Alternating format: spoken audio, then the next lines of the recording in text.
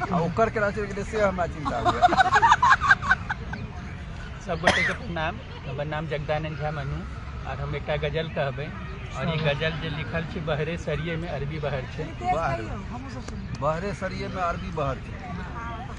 उठलै करेजा में दर्दिया हो राम, उठलै करेजा में दर्दिया हो राम, भेलै पिया जुल्मी बहरिया हो राम, भेलै पिया जुल्मी बहरिया हो राम। उठलै करेजा में दर्दिया हो राम, भेलै पिया जुल्मी बहरिया हो राम।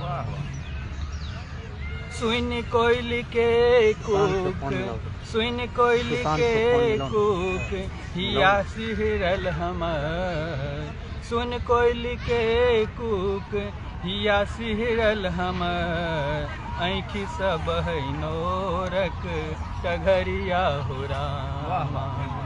सुन कोयल के कूक हिया सिहरल हमर, आँखि सब है नोरक टघरिया हो राम।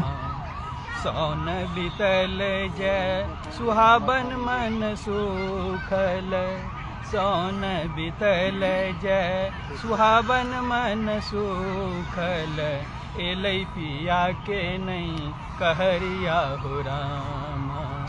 सौन बीतल जय सुहावन मन सुखल, एलै पिया के नहीं कहरिया हो राम।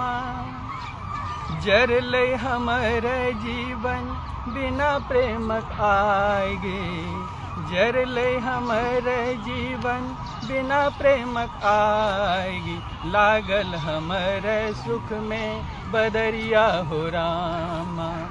जरलै हमर जीवन बिना प्रेमक आएगी, लागल हमर सुख में बदरिया हो राम।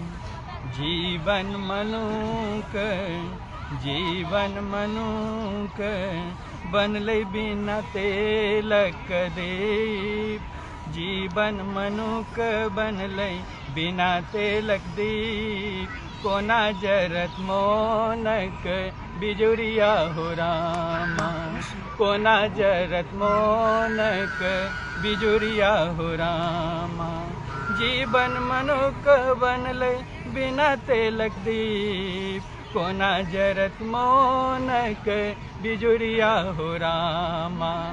उठलै करेजा में दर्दिया हो रामा, उठलै करेजा में दर्दिया हो रामा। प्रणाम। जय मिथिला, जय मिथिला।